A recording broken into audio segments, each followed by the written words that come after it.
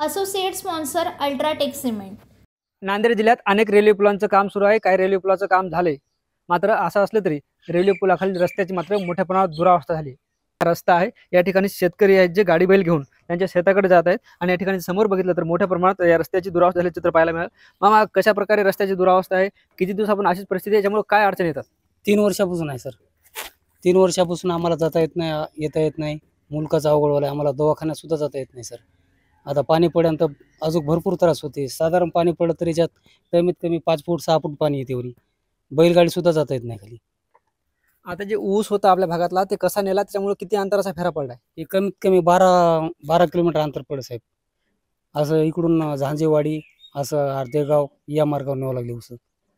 भरपूर अवघड गेला आम्हाला। निश्चितच हे शेतकरी होते, यांनी सांगितलं की मोठ्या प्रमाणात जे आहे ते आम्हाला फेरा पडलाय। त्याचबरोबर जे आहे ते रोजचं जे आहे ते त्याचा दैनंदिन जीवनक्रम बघितलं तर त्यांना जे आहे ते अशाच प्रकारे या चिखलातून मार्ग काढावा लागतो आणि अशाच प्रकारे जे आहे ते आपल्या बैलगाडी असेल ते चालवावं लागतं। मात्र रेल्वेचं काम पूर्ण झालं असलं तरी रेल्वे खालच्या पुलाच्या रस्त्याचं काम अपूर्ण असल्यामुळं शेतकऱ्यांना जे ती मोठी तारावरची कसरत करावी लागते। आपण जर बघितलं तर बैलगाडीलाही या ठिकाणावर जाताना मोठी कसरत करायचं आपल्याला पाहायला मिळतं। एकंदरीत शेतकऱ्याकडून सातत्यानं मागणी होत आहे की रेल्वे पुलाखालील काम जे आहे ते रस्त्याचं काम पूर्ण करण्यात यावं। ज्ञानेश्वर लोंढे, टी9 मराठी, अर्धापूर, नांदेड।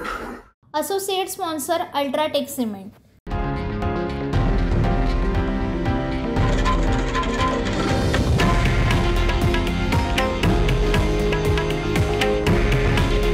हे आहे देशातील नंबर 1 न्यूज नेटवर्क आणि आपण पाहत आहात TV9 मराठी।